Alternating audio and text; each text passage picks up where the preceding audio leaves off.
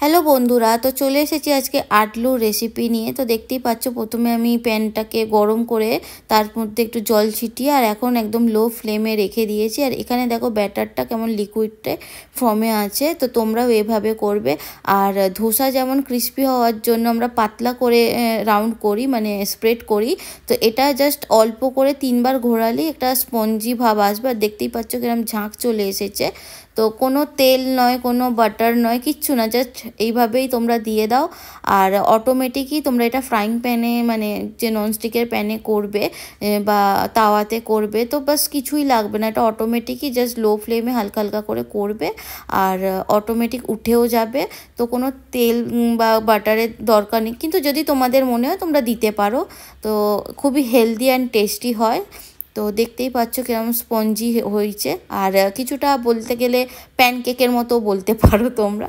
তো যাই হোক, গোল্ডেন কালার চলে এসেছে। তো আমার একটা সাবস্ক্রাইবার ফ্রেন্ড আমাকে বলেছিল রেসিপিটা দেওয়ার জন্য, তো তোমাদের সবার জন্য আমি আটলু রেসিপি দিলাম।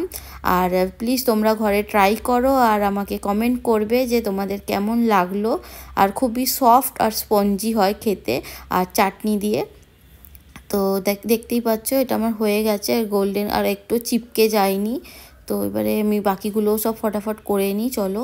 তো এইরকমভাবে জল দিয়ে প্রথমে মানে হিটটাকে কমিয়ে দাও, দেন অল্প করে ব্যাটার দিয়ে বাস এইভাবেই রেখে দাও, দেখবো অটোমেটিক এসে যাবে এটা।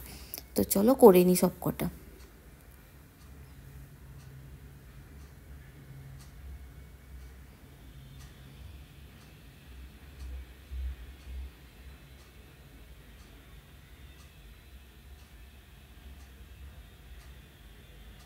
তো দেখতেই পাচ্ছ সব এইভাবেই আমি গোল্ডেন করে করে নিচ্ছি, আর তুলতেও কোনো অসুবিধা হচ্ছে না। ধোসা একটু পাতলা ক্রিস্পি হয়, আর আটলেও একটু মানে মোটা হয়।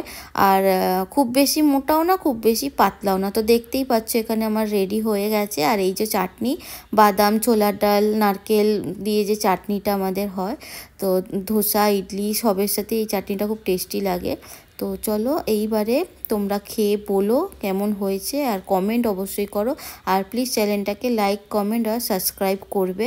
আর এই দেখো, তোমাদেরকে আমি দেখাচ্ছি যে ওটা কতটা নরম হয়েছে, স্পঞ্জি হয়েছে, দেখতেই পাচ্ছি। তো এভাবে বানিয়ে খেও। তো আজকের মতো